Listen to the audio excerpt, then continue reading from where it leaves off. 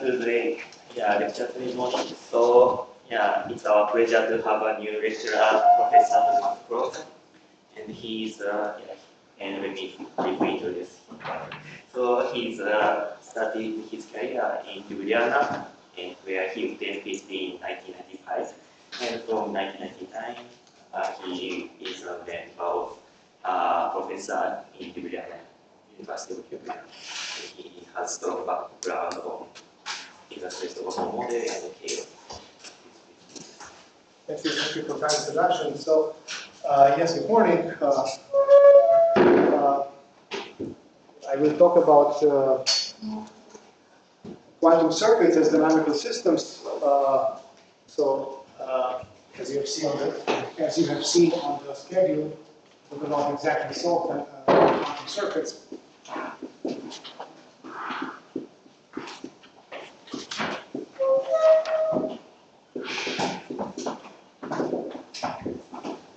And I will go from integrability to chaos.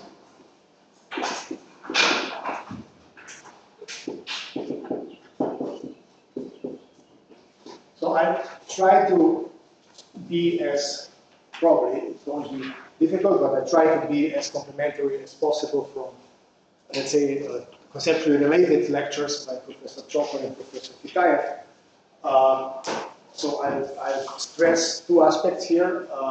First of all, I will consider, if you want, digital quantum circuits as paradigm of quantum dynamical systems. I think it's a very cute paradigm. It appeared at the right time, somehow that we are, as theoreticians, able to study this, and also at the same time, these things get relevant in current platforms of quantum simulations. But as you see, I'm a theoretician, so I really care about nice results, which can teach us something about dynamics. And in that respect, conceptually, my motivation is very similar to the motivation of Professor Kitaev in his beginning lectures. So I will try to understand dynamics, in this case, of quantum many-body systems. So I will not connect to classical chaos. I will just keep you with your notes of Kitaev's lectures. It is a beautiful theory, classical chaos theory. I guess many of you have already seen it somewhere, but some of you maybe haven't. But it's a beautiful theory. And we are looking for analogies in quantum dynamical systems. Sometimes it's very hard to find analogies. And sometimes analogies are very vague. Sometimes we have to invent new concepts. But still, kind of the upshot of this is to look for kind of, if you want, Baker maps and cat maps of quantum many-body dynamics. So models which are kind of simple enough that they could be exactly solved. In some sense, cat maps and Baker maps, as we were discussing in Kitaev's lectures, are exactly solved for complex systems. So I will try to now, in these 3 lectures, these 3 days, my goal will be to arrive to this part, exactly solve the quantum circuits, where you will see how quantum circuits can get the same level of, let's say, solvability as classical difference. But before so I will try to divide my lectures in three kind of chapters: lecture 1, lecture 2, and lecture 3. Lecture 1, which will be today, will be on integrable circuits. I will be slightly more specific. So these are the so-called Yang-Baxter integrable circuits.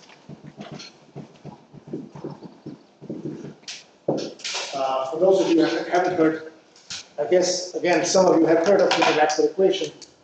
For those of you who haven't, so how many people have heard of the Yang-Baxter equation? Okay, so I try to ask the better question. How many haven't heard at all about Yang-Baxter? Well, it's about the same number, right? And the others have probably just tried. So this might be third. Anyway, so I think it deserves to be kind of introduced. In particular, because as you will see, Yang-Baxter equation is a kind of natural kind of building block in constructing exactly solvable integral circuits. But these are not some exotic models, right? These models are actually related to very fundamental models in condensed matter physics, like Heisenberg model, Hubbard model, and so on. So I mean, they are not. There are certainly some models that we should care about. But now I try to. I mean, in my first lecture, I tried to kind of introduce not Hamiltonians, but circuits, which are basically relatives, cousins of these Hamiltonians. So I mean, I also can assure you that you will see very little Hamiltonians in my talk. So which is very unusual for theoretical physics, right? And theoretical physics usually start with Hamiltonians. In my talk, there will be, maybe I can even promise, no or very little. Well, there will be maybe some Hamiltonian just to connect to what you have seen. But for me, I will not need Hamiltonians. I will just need directly dynamical maps.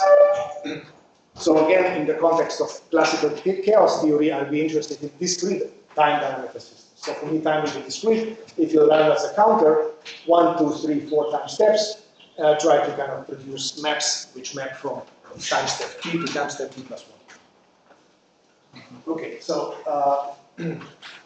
right. And then just to give you an advertisement of what will happen in the following 2 days, and then in lecture 2, I will introduce dual unitary circuits.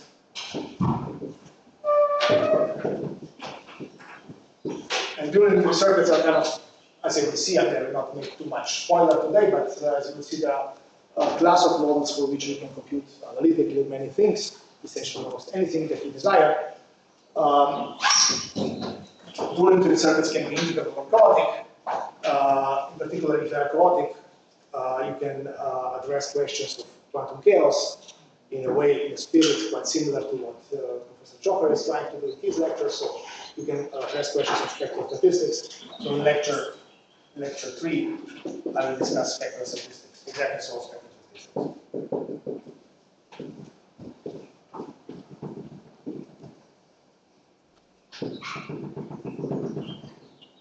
So this will be basically the big kind of the week menu for my 3 lectures. But let me now begin with 1.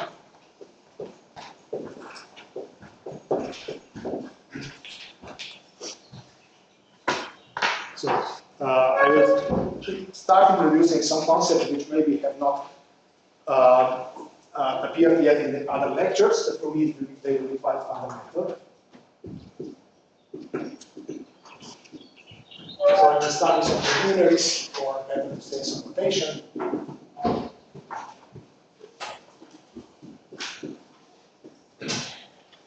So the first notation I will use will be the so-called tensor network notation.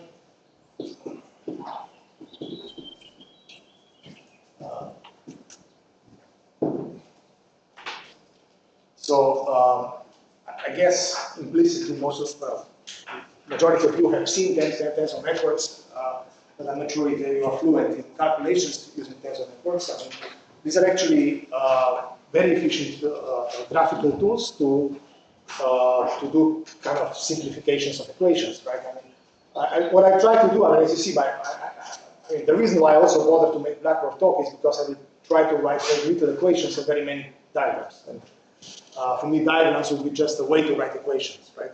So I try to introduce diagrammatic tensor network language in which equations will look like simple pictures, and there will be simple rules which will allow us to simplify pictures. And at the end, you will get what you want.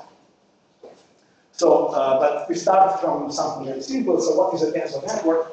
So, tensor network is a tensor. I mean, is a graph. Let's say where you connect tensors together. What are tensors? I mean, let's say if you have a tensor of with n indices, right? Then these indices could be some integers which run over a finite set of values, right?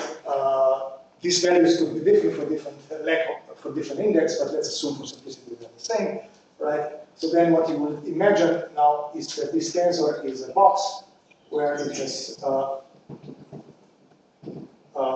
n legs, and each leg is like an index of the tensor, right? And now if you have, let's say, 2 tensors of 3 legs, right?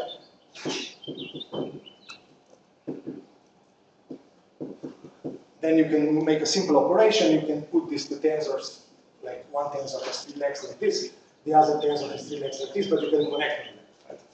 Which means now you have a tensor A and tensor B. Now you have leg I, J, K, L, M, but K is connected.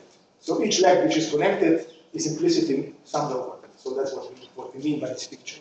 The picture where the legs are connected means that all the legs which are kind of connected between two boxes are summed over, but the other legs which are freely dangling are kind of still unsummed, so they have some specific values, right? So this is itself again tensor. This is tensor now with 1, 2, 3, 4 legs, right?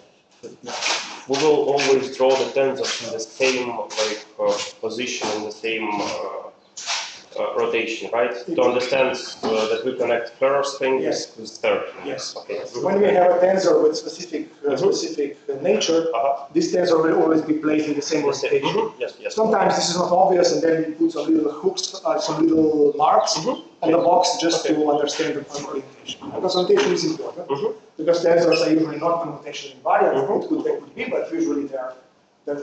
Which leg is first, second, and so on is important, right? Yeah. Of course, that's unclear, please. So now this is something which is very simple. Of course, this just means the way I wrote here, right? This is IJK, and then there is BKLM, and then there's a sum over K.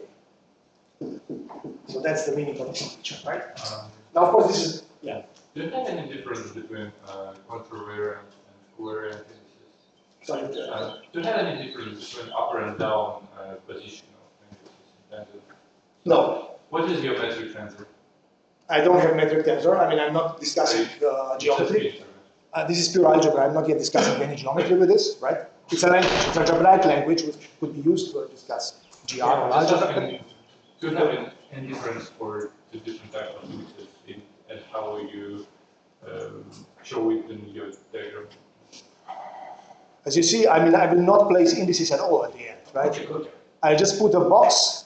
If you want, at the end of the day, I will have things like this. I will have a box where there will be 2 indices below and 2 above, right? And now, if you want, you can think of this as 2 lower indices.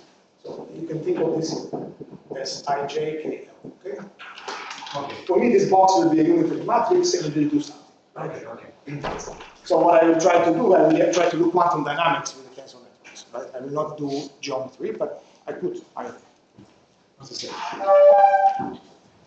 Okay, so now the first thing which is kind of already kind of new, right, and used in state-of-the-art numerics these days is the concept of matrix product state, which is just a special case of tensor networks. So these are examples. MPS, matrix product state.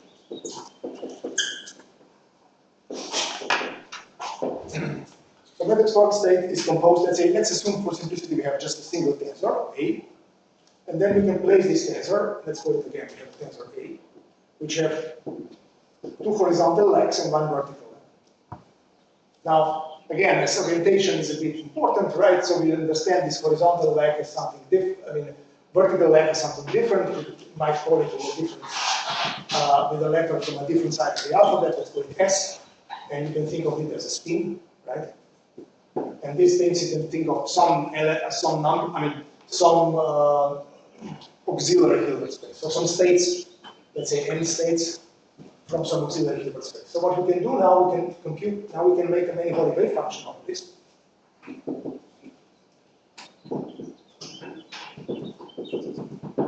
So just like placing these guys together and connecting with horizontal legs. Okay, so I just put 3 dots, so that I can have any number of them, right? So S L, okay. This guy is 3. And now I have this if you want, which depends on S1,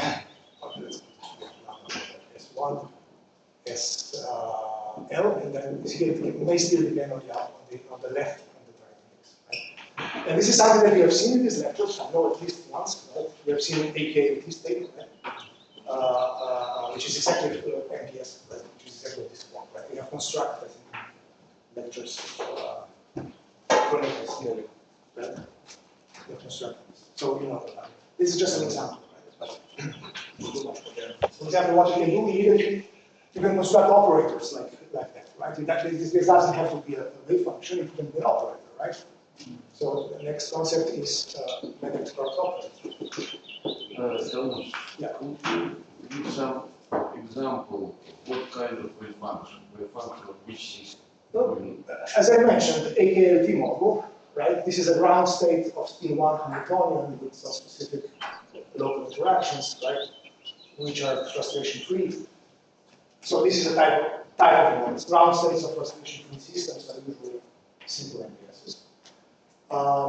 Now, much more kind of, well, not interesting, but much more kind of general. This could be like time-dependent wave function of a local interacting model, and there's a method called time-dependent estimated normalization group, which targets dynamics in this form. This can be a time-dependent state. And this is very close to something that we do. How to understand these indices, I, J, S, whom they belong? Well, this is actually, if you want, that may be, of course, you can do something like that, and some over S, right? Then it becomes away from the state, right? Which still depends on IJ, on boundary conditions, right? There are 4 possible boundary conditions, right? Think of the AKLT model, right? You have 3 Majorana particle gradients, right? So there are 4 possible states, right? But they're all of this form, right? These are all MPS states of one dimension.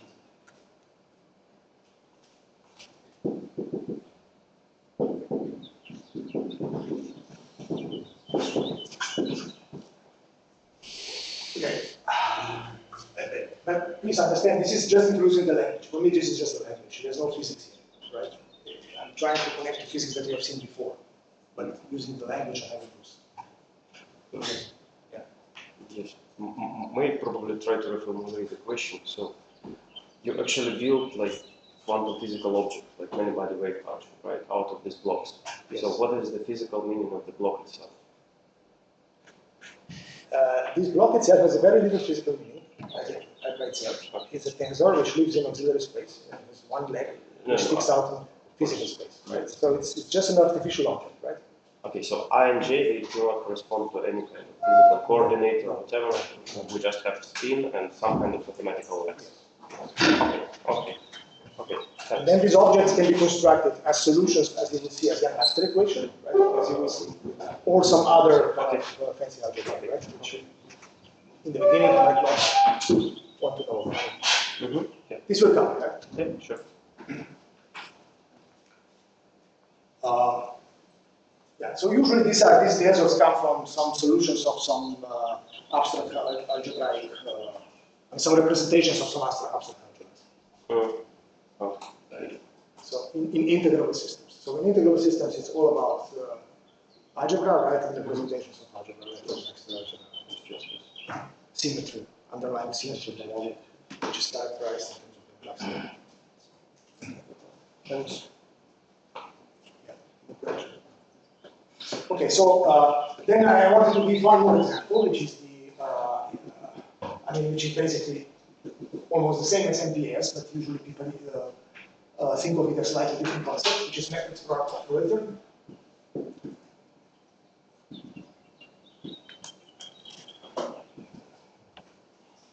Now, why is it almost the same? Because you can use the trick that already Italia introduced, which is called vectorization, which you can think of representing operator as a state in some joint Hilbert space. So if you just think of this as not being a single index, but a row and a column in a physical space, then it's fine, it's the same thing. But again, we try to think of different physics in different terms. So let me just think of now an object with 2 indices. Sorry, 4 indices. Now this is an operator A, which now has 2 physical indices. Let's call it S1 and S2, and I and J, 2 auxiliary indices. Right? So out of this, I can introduce this type of matrix product on a tensor network, like which would be an NPO, right? Which means I have So let's call this S and S prime. So this will be S1, S1 prime, S2, prime, up to SL, SL prime, I and J. So that will be an MPO, right? It will be an operator, which you can think of. So why is this an operator? Because it maps, first of all, it's a big matrix, right?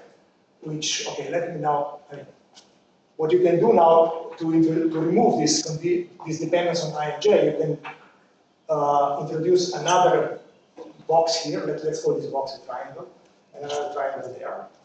And now in our spirit of tensor network notation, which means you sum over J, and this is what we call a left state, and this is what we call a right state. Okay? Now, this simple tensor is a state, right? It's just one index. It sticks out to the left. And this is another state, R, which has one index, that's J, which sticks out on the right.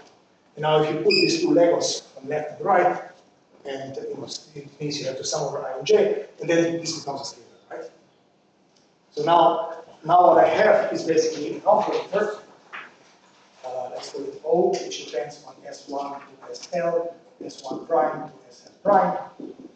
And now this is, if you want, Li, AI, okay, S1, S1 prime, J, A, J, S2, S2 prime, K, and so on and so forth, up to the end, LM, SL, SL prime, and then there is R, M, and then I have to sum over I, J, M, all the last indices, which are in physical space. I sum over. What I get is just these indices, which are physical, right, which are now the row and the column index of any body operator. Could you repeat for me what the triangle is and how it is related to vectorization? The triangle itself is not related at all because it's in auxiliary space. This horizontal space is auxiliary space. What is related to vectorization are these two indices. So how can I think of this as vectorization? I could think of this as like this. If I have this box, this four-leg tensor, I could identify it with a piece like this. I just bend this index up, and then this is S prime. And then I understand this as a joint index. Right? For example, I can put another box here, which takes this S and S prime, and it spits out which power it is. Right? So this is a linear machine which takes S prime and maps it to S prime alpha sigma alpha, where alpha now is 0 x y z. Okay. So see, I mean, you have states 0, 1, 0, 0, 0, 1, 1, 0, and 1, 1, which are four projectors, four wire projectors in 2 by 2 matrices. Right? You can think of them as being just another representation of Pauli matrices. Right? I mean, you can write any Pauli as a superposition of those, or these as a superposition of 4 Paulis. Right? 3 Paulis possible. So what you might understand as vectorization is just this folding, right? But then if you like, local operators are more nicely discussed as Pauli strings, so you can just map into Pauli strings. So this is, And what does the triangles mean? Well, triangle is just introducing this symbol in order to get some unique picture, right? I mean, it doesn't have to be triangle. You can just put any box here to contract an index, right? With what? With a wire. I don't want free wire. At the end of the day, I want as few as possible free wires. Because each free wire means I have you see what I mean, right? At the end of the day, I want to have fully connected picture, because fully connected picture is a scalar. Each time I have a free wire dangling out, means I have to put a free index there. That means I have to have, if there are n wires, I have exponentially n different components, right? For these n wires, which are many. So at the end of the day, I want to have as few as possible. Okay, so now I hope we understood basically the language, because now let's go to circuits and understand digital circuits as tensor networks.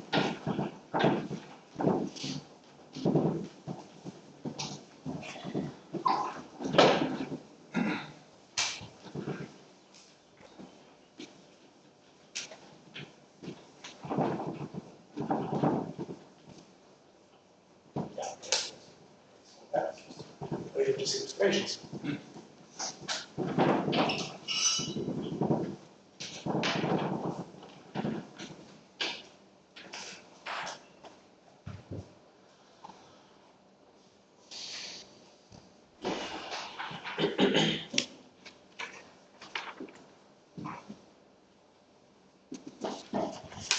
Well, circuits as local discrete time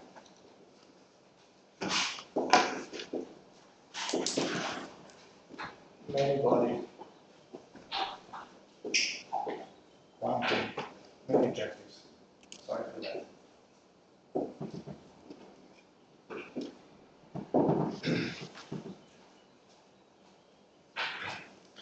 Okay, so yeah, probably have understood what is the concept of dynamical system from Tomaž lectures, right? I mean, it's a nice piece of mathematics, very abstract, right? You can frame, you can reinterpret lots of processes in physics as dynamical systems. And what we try to do now is try to interpret what a flow-K quantum circuit, so circuit which you iterate, you take a simple layer of gates, and then you iterate, and we try to understand this as dynamics, try to understand asymptotic features or ergodic properties of these dynamics. Okay, so now let's start with what we call a qubit, fundamental physical space. Qubit will be a local Hilbert space with t degrees of t dimensions. So it's c to the b. So most often t will be equal to 2, but it doesn't have to be. And then there will be a local gate. So there will be a minimal model for whatever I will discuss. And we'll first start with the minimal model, and then on the way I will try to also argue to what extent we can generalize it. But the minimal model just takes one piece of Lego, a very boring homogeneous piece of Lego, which is called a gate. Sorry for some mathematical notation, but it's just. This is now, the point of this is just to say this is a matrix or an operator which takes two copies of the space and provides a map, linear map over these two copies of the space. So that means I can understand it as a format tensor. And now I will be kind of, now orientation becomes, I mean, for me, orientation will be crucial, so I will always write it like this. Namely, there will be two states which are called I and J, which will sit in this space. And then there will be image. Two states will get mapped to other states, so that you may think of, for the beginning, to write some arrows which designate the direction in which this operator acts. And then there will be matrix, right? And you can think of this, again, as a matrix, and the notation that you all love and use very much, which is the so-called Dirac notation. You can write this like this. But as you will see, I will not like Dirac notation so much. I will prefer tensor notation, which is what I'm going to do much more.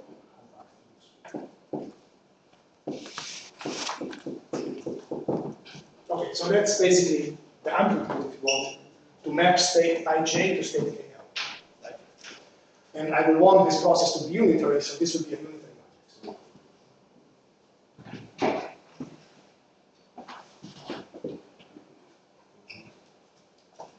It's d squared by d squared. So, sorry, do I understand correctly that HM is just a two-dimensional for D equals to, okay? Just two-dimensional vector, right? Yes, which just tells me about the state of my qubit, state of my qubit. Yeah, it's what we call yes. And actually, AJ, they just enumerate the indices of this vector, right? That's it. Yes. Okay, great. Thanks. And now, but now I try to demonstrate the power of these pictures, right? Because now I will just replace some formulas, which may have many indices and many summations, with some simple pictures. Okay? So, for example, the fact that this is a unitary matrix means what is unitarity, right? So now let's take these two pictures, U, and another picture which we call integer.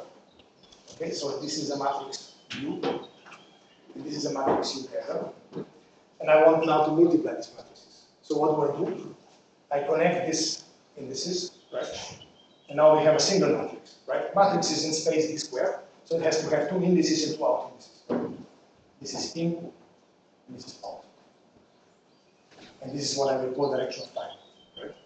So when I have a physical process, my direction of time will be vertical, and I just compose stuff like you build Lego blocks, right? And I just, having 2 bricks, one on top of the other, connected wires, and understand it as a product of matrices. But why the time is important? We haven't included it in the formulas. No, not yet. I'm just telling you that when you have a unitary process, you should think of this as some time-dependent process. In physics, unitarity is something associated to conservation of probability probability quantum mechanics. So, yeah, I'm throwing many words at you, which at this point are completely irrelevant, but will turn out to be relevant. I have a much simpler question. So, do I understand correctly that when I will look at this picture, for example, and I would like to write down a formula, right? I will look at the arrow of time, and then I will write down something like U dagger multiplied by U, not U multiplied by U dagger. Yeah. So, direction of time, it is not like physical time, it is just like the ordering of our operators, right? You see, I mean, I can do that. Let me finish this. Yes, sorry. Right? So this picture, of course, we understand what unitarity means. Unitarity means I can contract this picture to this. Yes, of course.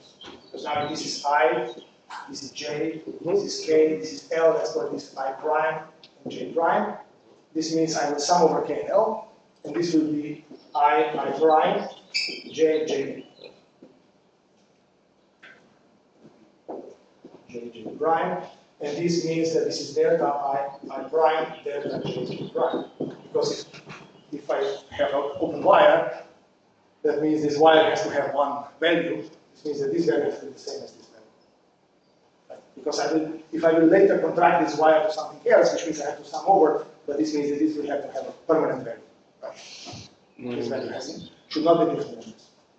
Yes, you mean that like, and how you define unitarity of this weird matrix U? Because like, I used to the unitarity of like my usual operators, which are D by D, right? And this is D squared by D squared, so... But you mean matrix unitarity will be this. Okay. By definition. Yes. That's the usual. Yes, that's the usual. It's a product of 2 matrices. Okay. I prime to J, sum over J, which is delta I prime. Okay. And the claim is that if I will carefully put the dagger on this formula, I will see that everything is eventually okay. Yes. Okay. So U dagger of how we define U dagger of tensor with 4? Okay. Yes. Sorry. So define what I mean by U dagger. I of J. Yes. Okay, now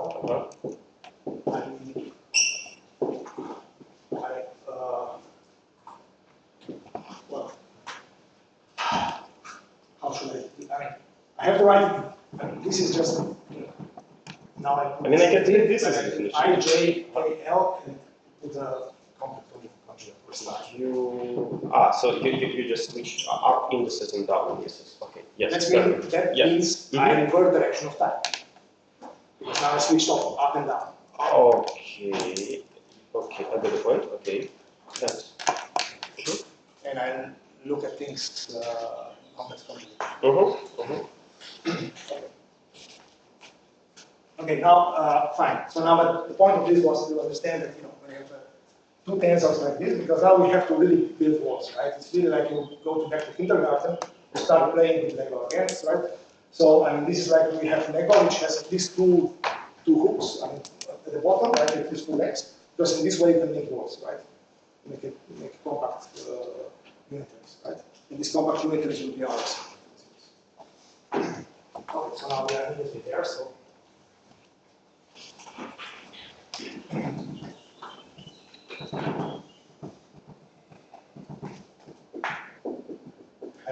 I will introduce now what people call brickwork circuit.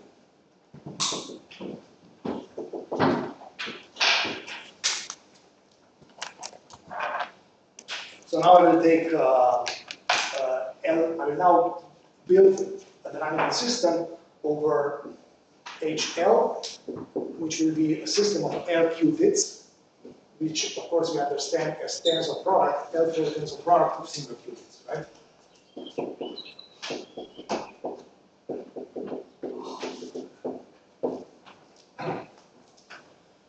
And now I will introduce, so what I will do now, I can first do the formula. Let me first do the formula, which you will find probably horrible, and then I will do the picture, which I hope you'll find much better. Okay. So what is the formula to do that? So first I take a layer, which I will call even layer of bricks. You know, just put an even layer of bricks on the floor. And this I will do by putting a single brick and multiplying it L over 2 times. Okay, so I will assume that L is an even number. I can make nice walls. I mean, I will try to also, I will make periodic wall, right? And in order to make periodic walls, so that I put some prisoner inside, periodic wall, I have to have even number of particles, right? And so I take this as the first step, right? So, 1 qubit is 2 such vectors? 2 such vectors? Or 1 qubit is 1 such vector? It's 1 such vector. One? Yes. Yes, 1 qubit is 1 such vector. Yes, 1 qubit is C to the B. These two. But the gate acts on 2. Yes. It has to act on 2, as you will see, otherwise it cannot provide interaction. This will be, at the end of the day, highly non-trivial dynamics. I mean, Professor Schocker will tell you about how to compute stuff for random dynamics of this type. Right? I will discuss very regular dynamics of this type.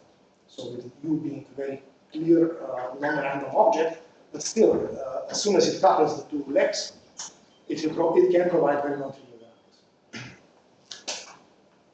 dynamics. Okay, so now, so now what I have to introduce is also a shift. That's called a shift.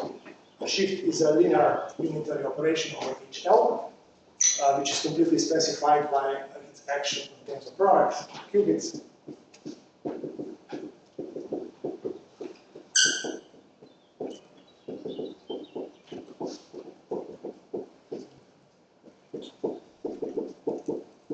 So taking any phi 1, phi 2, phi L, this is the action of a shift, right?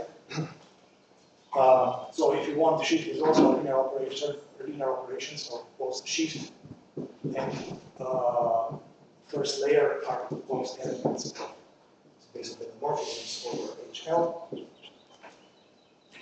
And then, okay, then I will do the odd layer. And odd layer I will do by the same way as even layer, but I will conjugate it with the shift. All of that is shift forms. Shift, just play. Okay, sorry, it's not really careful now. This is 1, 2 to the L, this is 2. 3, probably, yes. L and 2 back to 1. It's a periodic shift. It's e to the momentum, if you want. If there's a lattice, shift is just a unitary that shifts the lattice orbits. It's a fundamental, I mean, for me, I mean, it doesn't have to, but on all my examples I have translation variants, so this is really something that has to. It has translation variant by 2 sides and by 1 side, the decision by 1 side. So it's not exactly the symmetry of the problem, but it's close. Okay, so what I have now, I'll define now the full Floki operator. This is basically instead of Hamiltonian, I define now a 1 time step operator, which is the full Floki operator, which will be U even, well, U even on that first I apply U even, and then I apply U odd.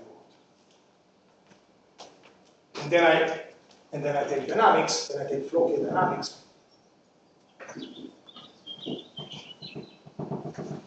If I start with some many-body state, I call it psi 0, and then I define time-dependent state as U to power T of phi 0. And T is now an integer.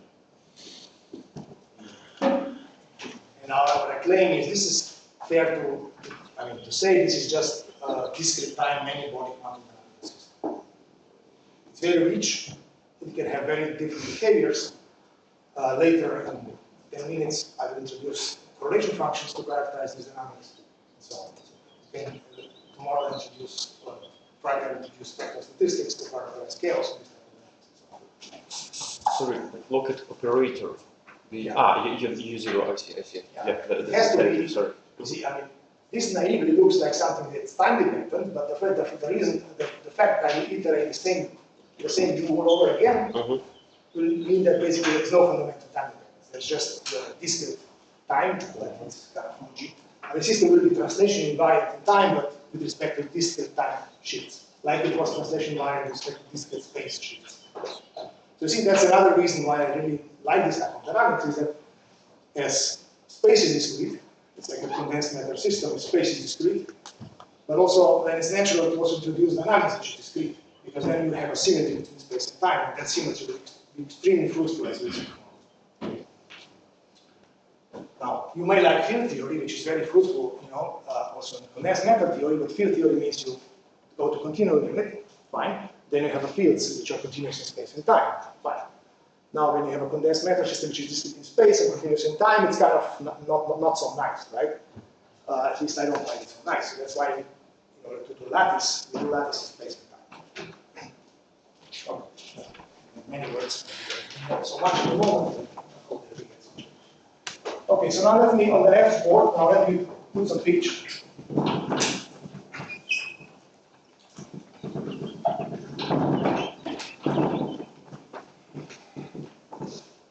So what I will do now, so I will take these qubits, I will just put them, I will just introduce some numbers.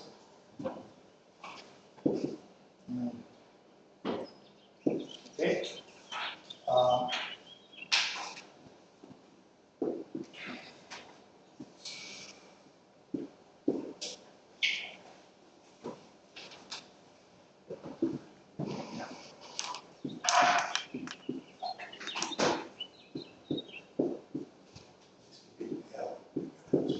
This is like an example where L is equal to 8, but doesn't matter, it will be arbitrary number. So this will be, remember, my time will go this way, and this will be my tensor network for U even. That's a tensor network. It's not contracted. Why it's not contracted? Because it's a tensor product. What does tensor product, when you have two tensor networks, there is an operation which is called tensor product of two tensor networks, which is just putting two pictures together and not do anything. Because tensor product means you just have to look at it as two replicas, right? Now L over two replicas, right? Not any contraction. Now let's put, this is U. Now let's put U on. What will you want? As I told you, it will just shift by one. It will U even shifted by one. So it means like, it doesn't really matter if I shift to left or right. Sometimes it would matter if you have an homogeneous system, but in this case it really doesn't matter. But it's correct in both cases, so I don't have to care. I have not yet contracted, I just put the thing, right? And now I have to. Okay, this is not periodic, right? So this is the same box, half of it is there, half of it is there. Okay?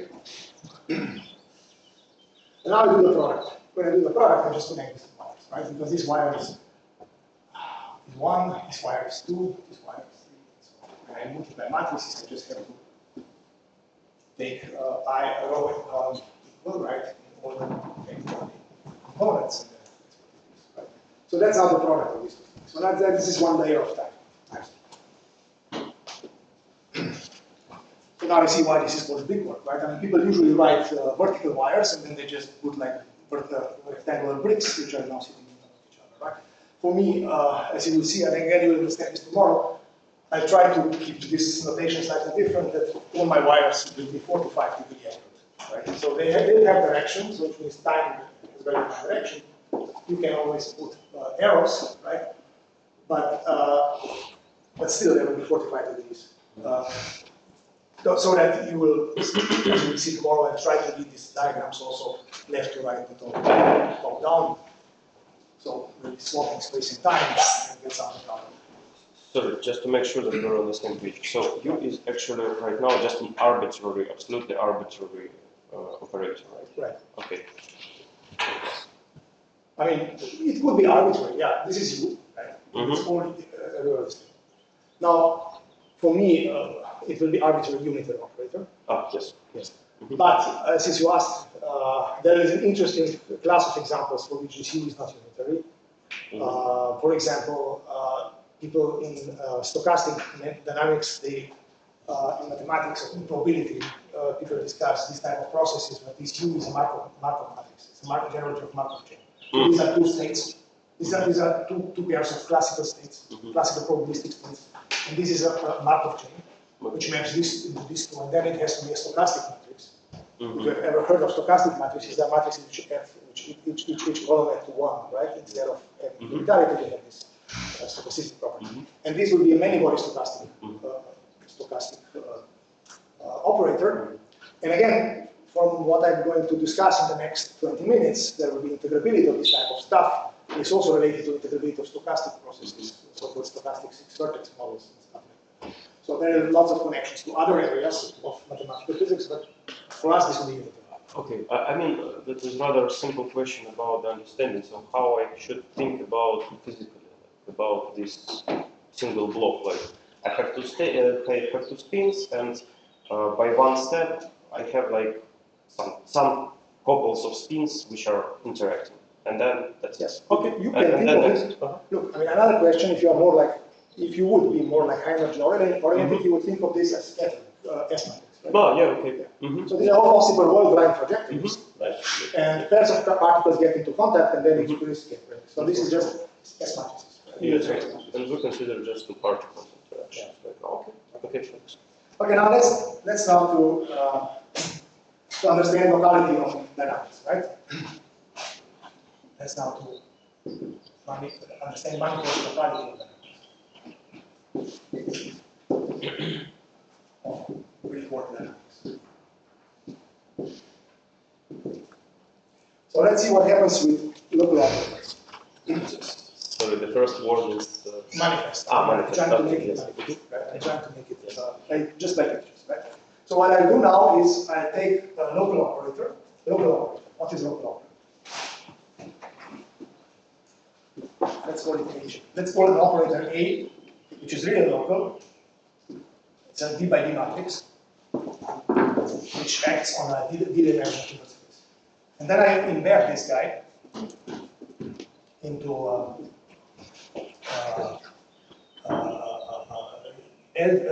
D to the L dimensional Hilbert space by just putting identities, first J minus 1 sides.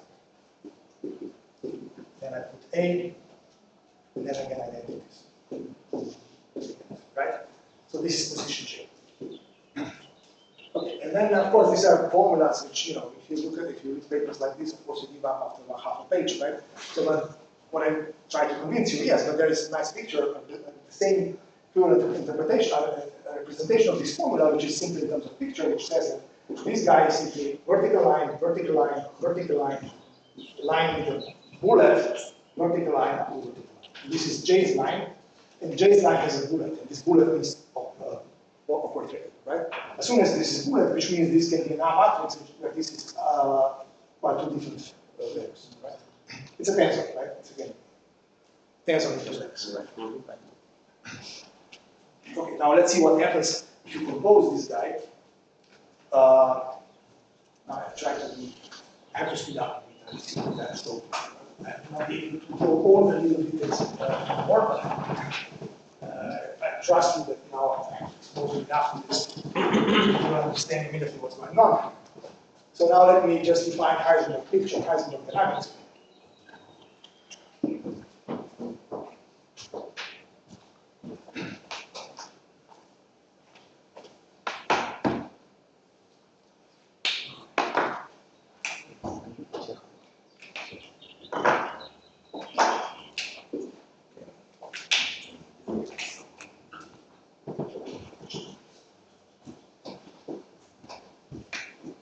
So take a local operator, and now understand it as a function of space and time. J is space, T is time, both are integers.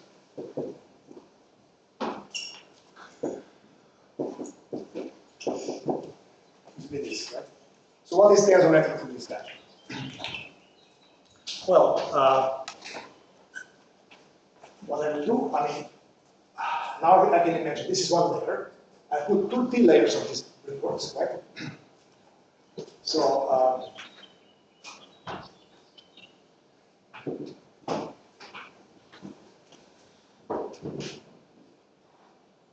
this is my A in the middle, then it will be sandwiched by big boxes.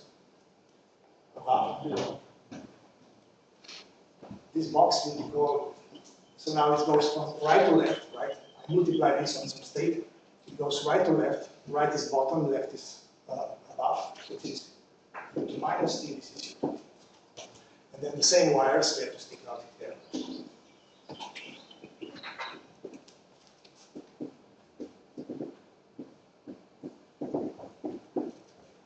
That's a local operator, right? I don't know if it's a local, let's see. Now, I mean, yeah, as I say, I have to speed up, so I probably got a bit tired from drawing. So what I'll now try to convince you, right? I mean, there is this guy, which is, just think of this as being really composed of bricks, right? Let me try to use a color, and then this color you probably immediately understand. So now this is like,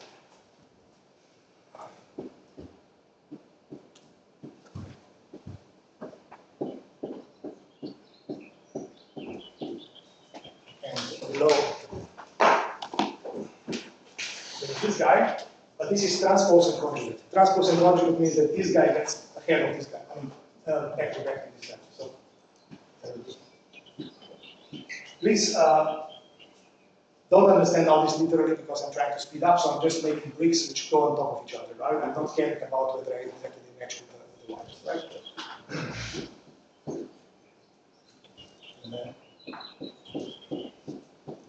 So what happens now? This head-on collision, right, of two U's produces two vertical lines by unitarity, and so on and so forth. Except here, because here I cannot do that because I have a bullet. So this bullet is like a defect. But what happens is I can do that along the line, which goes like this. With the slope one, it goes like this. And here I get just straight lines, right? Because of unitarity. So what I get now is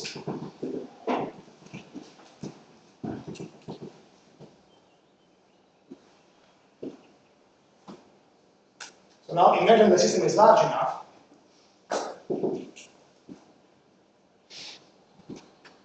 I mean I have to make it go like this. Then I'll just put 3 dots. So you see.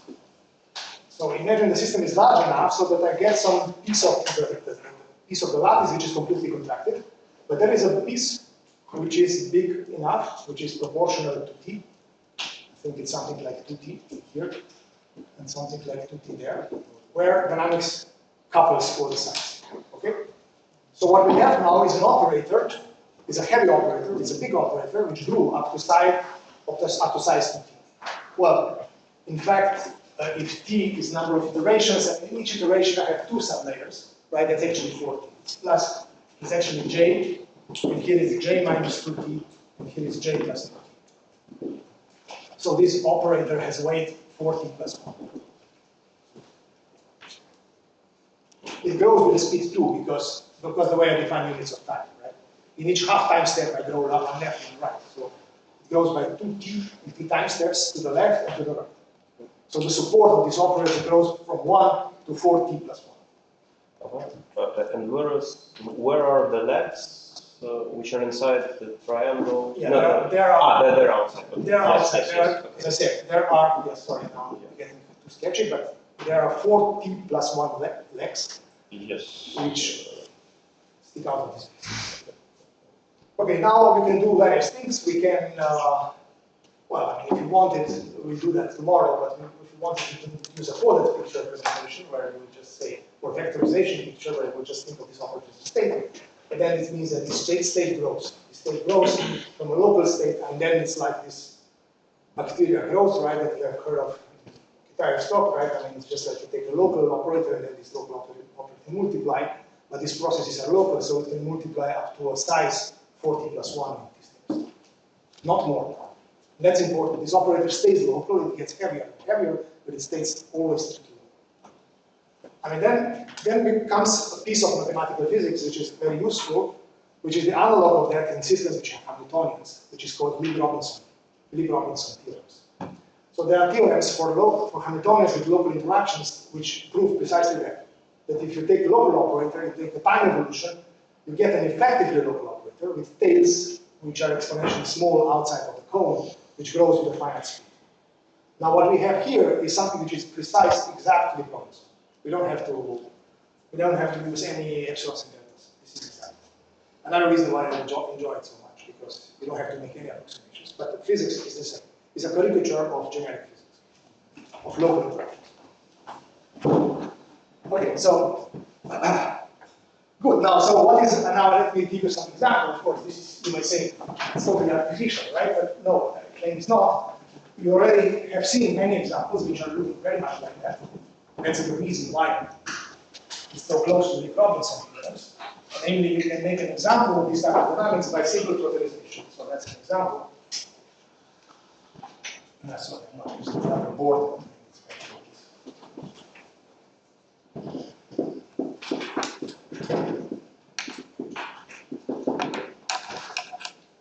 So totalization of local Hamiltonians.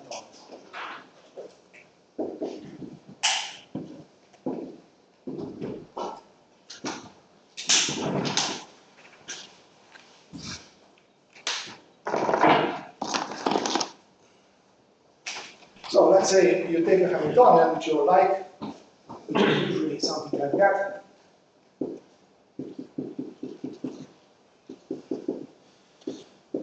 Well, I mean, let's take periodic boundary conditions, then you can think of this. You want L plus 1 is L plus 1. So this is a local Hamiltonian which couples sides j and j plus 1, right? And then you can take our unitary. And our unitary will be simply e to the minus phi tau h1. Now, this could be an example, could be like, I don't know, example could be just, for example, Heisenberg interaction.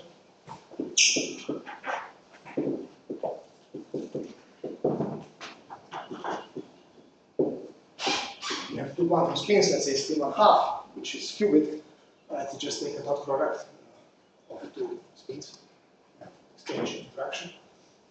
This defines a 4x4 matrix, and this 4x4 matrix is unitary because this guy was Hermitian, and that is basically the fundamental example that I'm going to have be discussing for the rest of my lecture today. Okay, so now what we will do, and now I mean, if we want to approximate this type of dynamics, right now we will say let's take e to the minus phi tau h, and if tau is sufficiently small.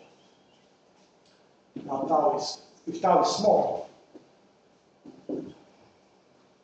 then I can write this approximately as u odd times u even times u odd. That's the so-called Trotter formula. You all know about Trotter formula, right? Someone has not heard about Trotter formula. Okay, so there is, so let's just give you a quick kind of crash course on the Trotter formula. So what you can do is you can split this Hamiltonian in two groups, in these local Hamiltonians in two groups such that they all mutually commute. So you can take H as sum over even and this guy as sum over odd. Right? So then that's for this H even and this H odd. What is now nice is that e to the I tau h even is just exactly u tensor L over 2 because all these guys commute. So exponential of sum of commuting operators is product of exponentials. So no approximations here. The same with the odd part, no approximations, but this one has to get shifted.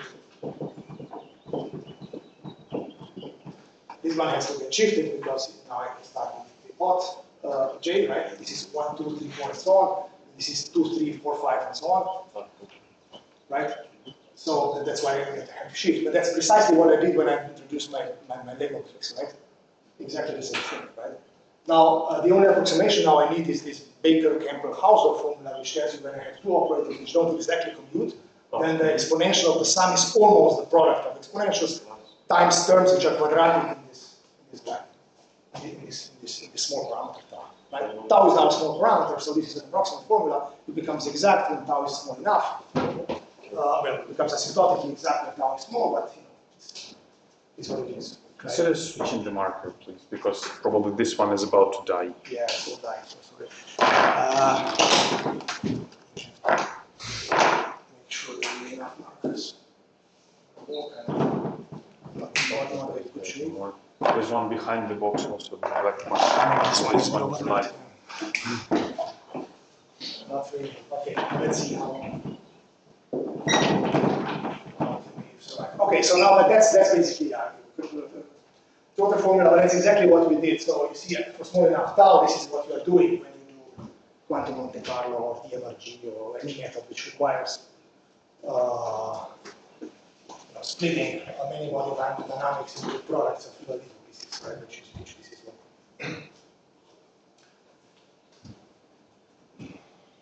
Okay, now we are basically ready to discuss the main point of today's lecture, which is the text. So okay, so now so far so good. So far something. So far very.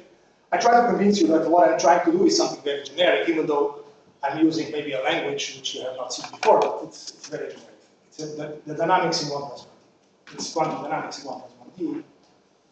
I just don't care so much about Hamiltonians, so if you take tau, which is fine. Now, as I say, for small enough tau, this is what we have. But if tau is not small enough, then I'm just not having Hamiltonian. I'm just having right away a unitary dynamics, which is not approximable by any, in principle, by any meaningful Hamiltonian.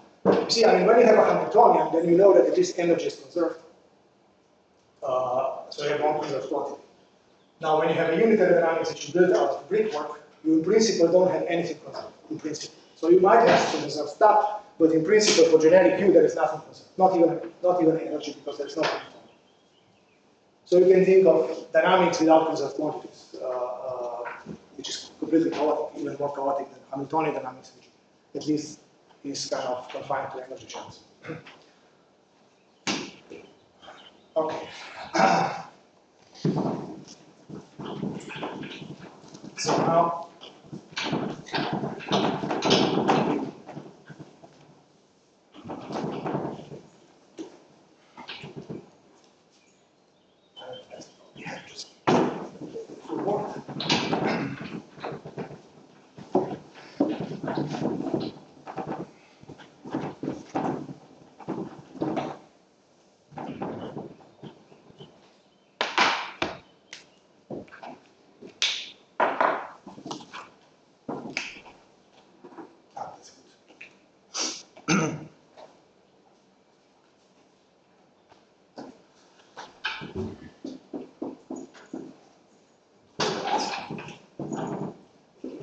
so this will be Yang-Baxter circuits.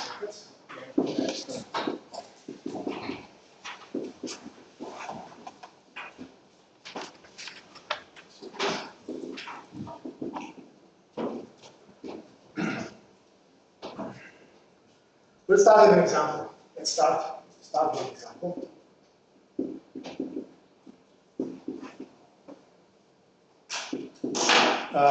Take this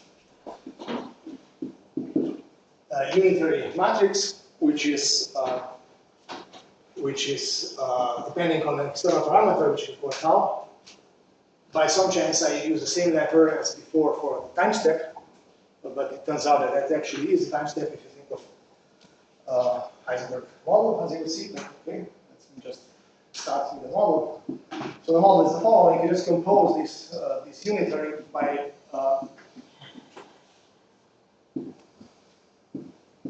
like this. It's a really kind of elementary and boring combination, right? What is this? This is identity, and this is a swap. P is a permutation. So you take, I will now just like what I mean by P.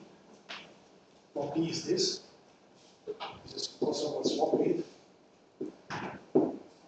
But if you want a diagram, since we now begin to love diagrams, right? What is it? This is just this. This is symbol. Okay. So basically, what is U? U is something that is proportional. I will not care about this.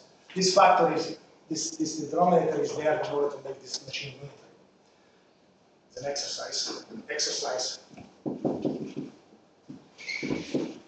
Prove that U of tau, the integral of tau, is identity of tau which is real.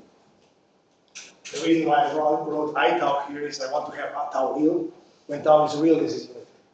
And since I mentioned the stochastic models a couple of minutes ago, if tau is imaginary, so that I tau is real and positive, this becomes stochastic six-vertex model. Again, interesting probability.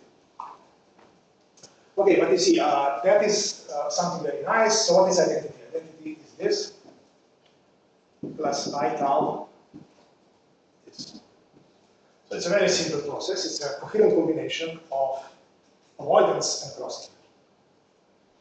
And out of this, we can compose, I mean, this can just, and it's unitary, super nice, so then we can make brickworks out of it, right? Now, some people prefer matrices, so let me also write a matrix. Now, what I wrote out is true for any d-dimensional local space, so this is also true for qubits, and this could be just considered, as you will see, as SUN exchange model or SUN Heisenberg model. But let me just, for convenience, also make an example for to put it explicitly, where this becomes a matrix, and this matrix has, this matrix operates between 0, 0, 0, 1, 1, 0, 1, 1, 0, 0, 0, 1, 1, 0, 1, 1, right? It's basically, this is the matrix with the correct normalization. So this guy here on 0, 0, these two guys act the same, so this is 1 plus I tau divided by 1 plus I tau is 1, the same for 1, 1. But here, these guys just exchange, right? So this is going to be A, B, B, A, and the rest are zeros. So there are two complex numbers, A, B, and B, A, which can be written like this: 1 divided by 1 plus I tau, and B is I tau, 1 plus I tau. These numbers satisfy the following rules: that the sum is 1, and the sum of the squares modulo is also 1. So that turns out it is a unique solution of these two constraints, which depends on one free real parameter. And you can think of this as a total time, because that is again is an exercise. This is exercise 1, exercise 2, show that this model corresponds to the totalization of Heisenberg model.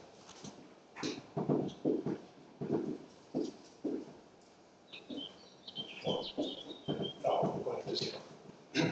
That exercise is a bit more challenging, but I think you have all the knowledge that you require, that is required. Question? Yeah. Why is unitarity important for brickworks? Why is what? Unitarity important for brickworks. Why can't we do quantum journey? It is not really important. It's important for quantum mechanics. Yeah, for brickworks, it's not. We can think of, and if I had another lecture, I could probably discuss some models which are not unitary, which are very similar to these models. For example, just before, because I'm not having enough time, I'll just tell you immediately. I will construct now unitary dynamics, which is mathematics. But what we can do is we can discuss, also of interest for quantum physics, completely positive dynamics in terms of the so-called Krauss representation, of quantum channels. There are these things which are called quantum channels, which are not unitary, but they represent a valid quantum dynamics. So you can think of quantum channels when each of these boxes is a small local quantum channel. So it satisfies the conditions that so it applies not to a state but to a density matrix, and it conserves the positivity and the trace of the density matrix. And you can also think of quantum channels that satisfy the Baxter equation, so they're integrable.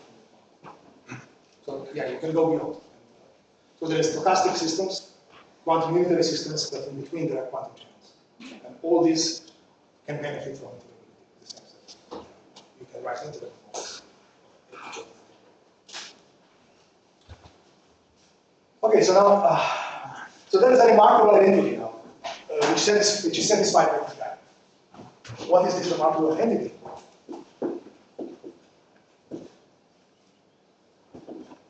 Identity.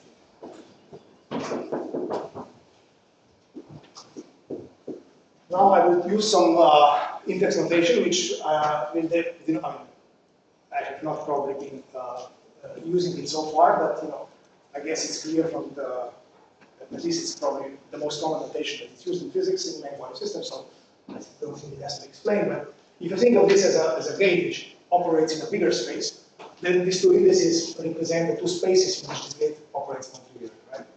So, but I will explain it a bit more, just to make sure there is no misunderstanding.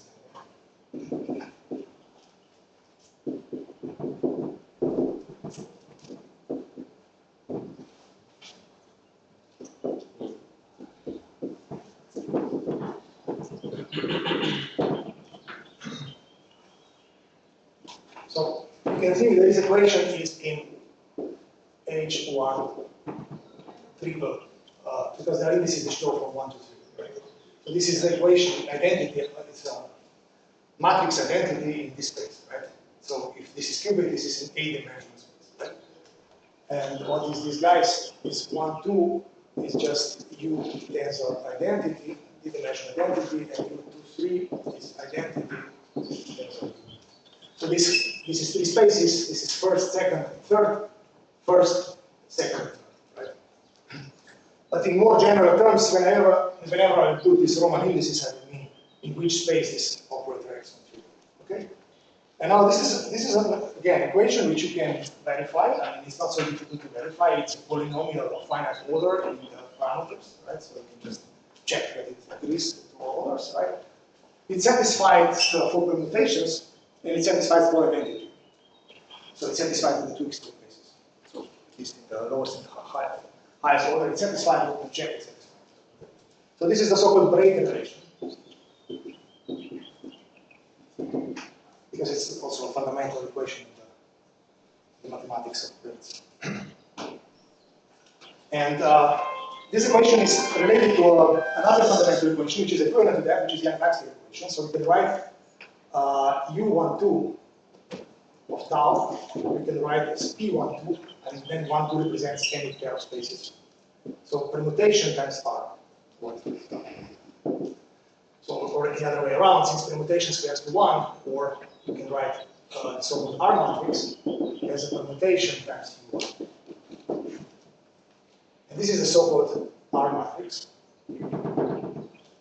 And R matrix satisfies this remarkable identity, which can be diagrammatically sketched very nicely, which means you have just three particles, and these three particles are then scattered.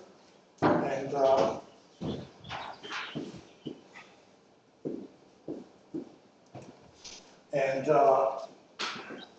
they scatter 3 times before they go to infinity, and the order in which they scatter doesn't matter. So, for example, we have a left diagram, right diagram. In the left diagram, first 1, 2 scatters, and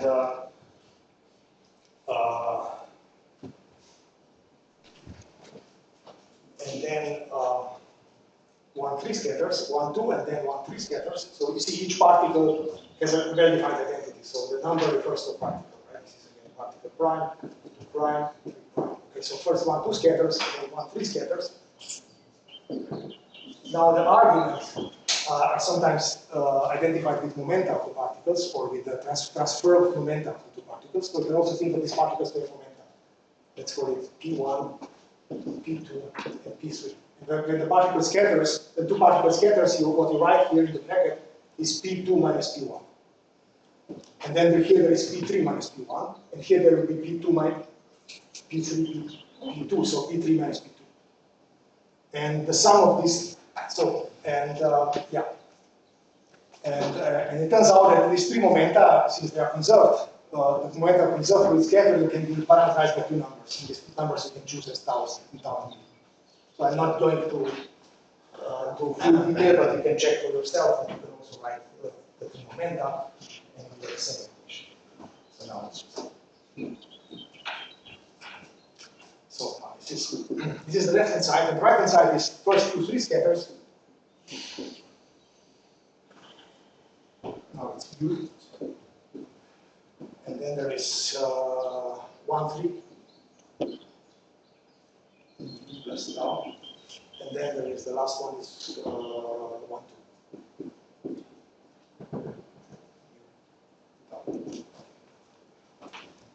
And this is the famous Yang-Maxwell equation.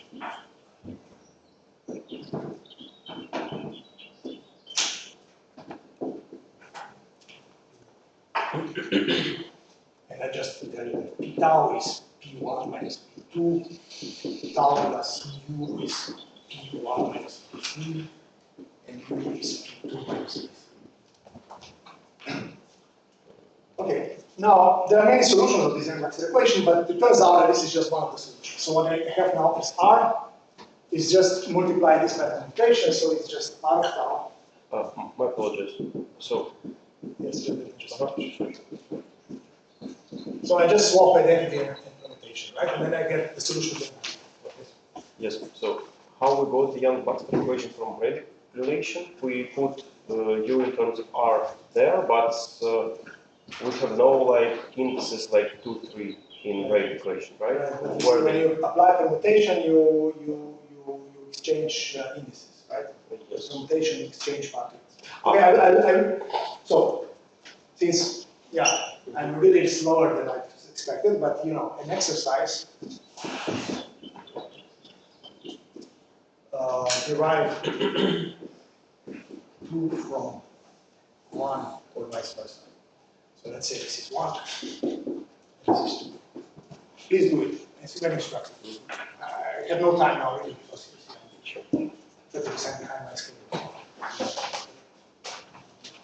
Okay, so now, but let's see, I mean, this is horrible, right? I mean, it looks horrible. I mean, if you see it for the first time, these operators, you don't know what they mean and so on. So now let's see, what I claim again is that there are pictures which are much clearer than formulas. And then there is a pictorial representation of the Maxwell equation, which is very useful for what we want.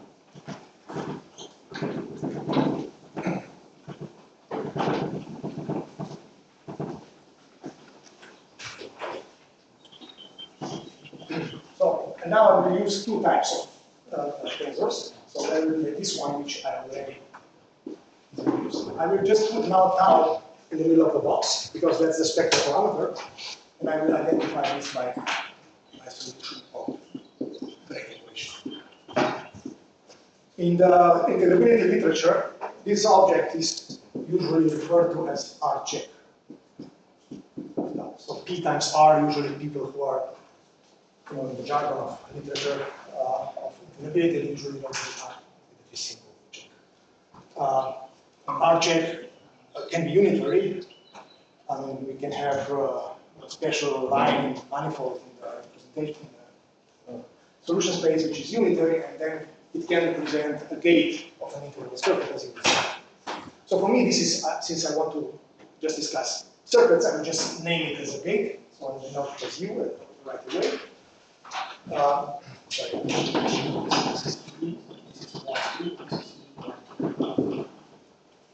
And then I will take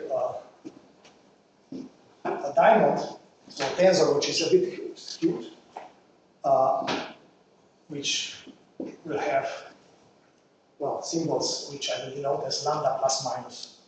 And this will be, and then I will put in and out here. Again, this is just one time which I will denote it. And this space, the horizontal space will be something extra. Horizontal space will be different, as you have seen in the first 5 minutes of my lectures. I try to keep some orientation consistent, and the horizontal space for me will be some auxiliary space. Yeah. So this guy, maybe I could also use a different color. Maybe I have to probably give a little bit of the first lecture also tomorrow, but I will then use a different color, because this space can be completely different. I mean, this space can be, if an auxiliary space, it can be, you know, infinite dimensional. These guys are 2-dimensional. If this is Heisenberg model, this is 2-dimensional. This could also be 2-dimensional, but it could also be something. Anyway, so what is now the Yang-Maxwell equation? So now equation, which one? Equation, well, either of one of the two. So what I claim now is equation So what is this? I have to finish the line. Right? So this will be my notation for the R matrix. So R matrix, which depends on a parameter, which will be a combination of some free parameter lambda, and then I will add half of time step, or subtract half of time step. So there will be these problems have kind of natural stability, right? There is even and odd, right? So also the positions are even and odd. So then, as you can see, I also have to introduce this inhomogeneous so-called spectral parameter, which is a combination of lambda plus or minus tau. And then it turns out that equation 1 or 2, as you see, our equivalent is equivalent to the following diagram.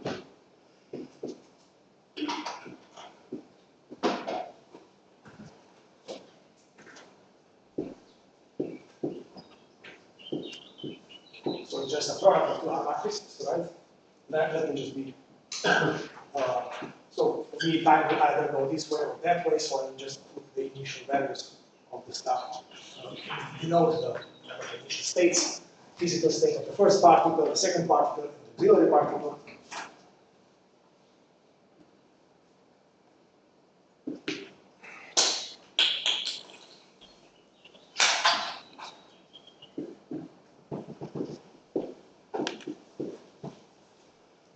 This is equivalent, and what I will do now, I will just push this box through. And when I do that,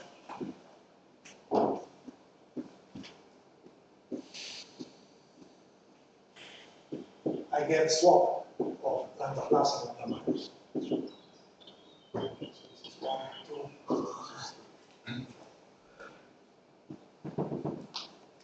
This is done. So that's the diagram. Now, yeah. This is a property of what? This is the property of the solution of this equation. Or this is rewriting of this equation. So this is just the Young-Baxter equation. So I can, now this equation involves u and two r's, right? But one, u is just p times r. So basically you get this equation simply by multiplying, I have to check which one of this.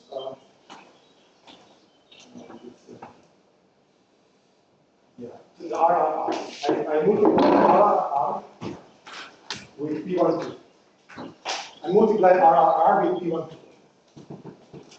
If I multiply PRR with P12, I first get, this means I can conjugate, I can just push this P through R12 and I exchange R, so I can do that, right?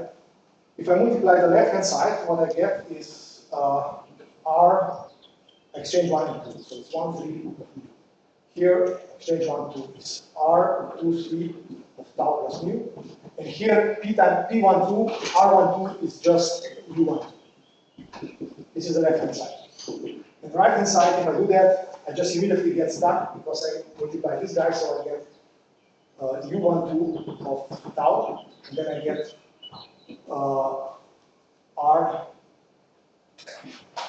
R13 U plus tau R of mu. Okay. Now I say lambda mu is u plus tau over 2 is lambda. So this is lambda plus and this is lambda minus. So mu is then lambda minus and this is lambda mu lambda. So yeah, mu is lambda minus and u plus tau is lambda plus. Okay. So this is lambda plus, lambda minus, lambda plus, lambda minus. So they are exchanged, and once u is in the beginning and 1 is in the end. Okay, so if u12 is in the beginning here, this is this side of the equation. When it's in the beginning, this is this side of the equation, and this is that side of the equation. Okay? Is it clear? Probably not. If you paid attention, it should be, but if it's not, please do it because it's very destructive. Yeah? Okay, now you see, now we get basically just again simple diagrams, right, which allow us to simplify things, right? So I still have 5 minutes, so I probably can just write a statement of my today's lecture, which is I need to use a, yeah, not probably I can erase this. Okay, maybe I can just, this picture is working, so let me just use the rest of the board on the lower side. So now I have a claim. The following transfer matrix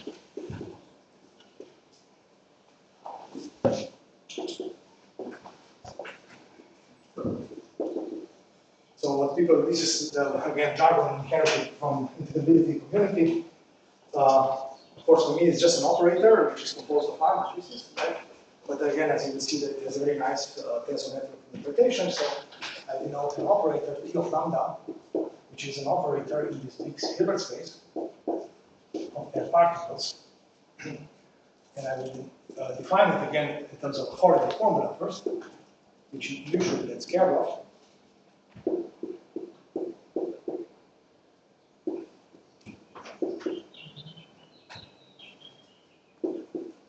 So this J runs from left to right. That's the meaning of the symbol, that's a product of non-commuting operators. J runs from left to right, from 1 to L over 2. And then you get first the even index, the odd index, because you start from left, so this is 1, 3, 5, and so on. And A, lambda plus, and then R matrix is J, A, lambda plus. Okay? So what it means now, basically, is the following transfer matrix commutes with the time evolution operator of the circuit.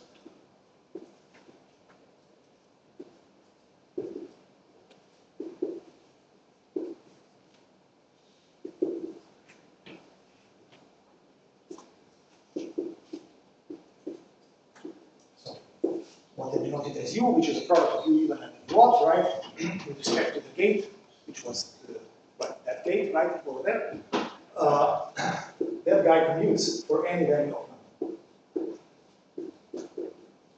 So basically, it's the most complete characterization of integrability of this problem. So this problem has an analytic family of commuting operators, out of which we can then distill local operators, local charges, and all that. We'll do that. Well, I have to do that tomorrow in the first maybe 20 minutes of my tomorrow's lecture. But before I close, I still want to give you some picture because I don't want this formula to hang in the air. So for the proof, what I will just do, I will just write, for the proof, what I have to do is just write this identity as left-hand side and right-hand side. Okay? So now let me just write left-hand side. Proof, left-hand side of star. This is star. So what is the transfer matrix? Let me just sketch a transfer matrix. Transfer matrix is, what is tensor network, right? This now matrix product of the tensor network for transfer matrix, since it's an operator, is an MPO. So let's say this is an MPO. Now let's sketch. You have all the tools, right? MPO with an A tensor. In the beginning of the lectures, I don't know if A tensor is this diagram, right? Let me give you a space. So I put 8.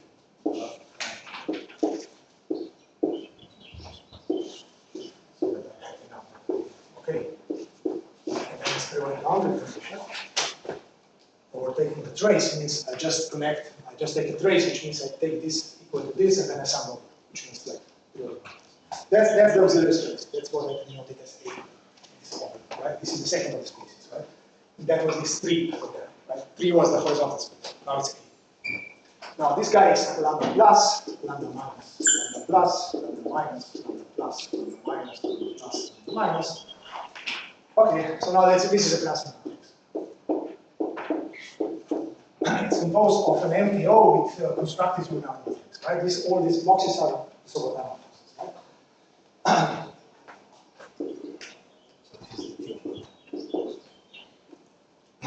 Then I have to just compose it with U. 2 layers of U. This is U even.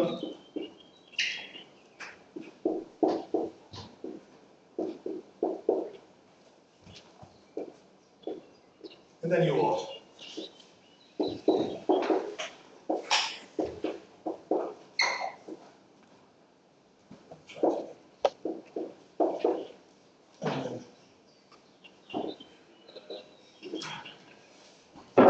boundaries. So, and then this is 1, 2, 3 up to L. Like, you know, these are the spaces with common numerals, 1, 2, 3 up to L. And here it's 1 prime, 2 prime, 3 prime, and 1 prime means the image of that. So that's t times u, that it is u, okay? That the whole thing is. So now let me just sketch what we'll do, right? We'll just use that picture. Nothing else. The proof is just implementing that picture. That picture means I first push this box through. When I push this box through, I flip, I intertwine this lambda plus lambda. Here I push it through, here I push it through, here I push it through. Now I intertwined, so I made the wrong T matrix, but I do it again. So then I have these two diamonds here, and I push it through again. So again I intertwine. Twice I intertwine lambda plus lambda minus, I get exactly the same T matrix. I don't have to do anything to work. It should be clear. Right? You just apply Jan Baxter and you get the commutativity with the T matrix. And what I will do tomorrow, just to finish this kind of general part of integrability, I will also show that this T matrix can with itself. So another interesting identity is that this T matrix is in the so-called convolution. And then the third thing is that it generates local charges. So these are the two fundamental things that I have to do tomorrow. You can go to chaos. Okay, so for that, this will be the end of today's lecture. Thank you.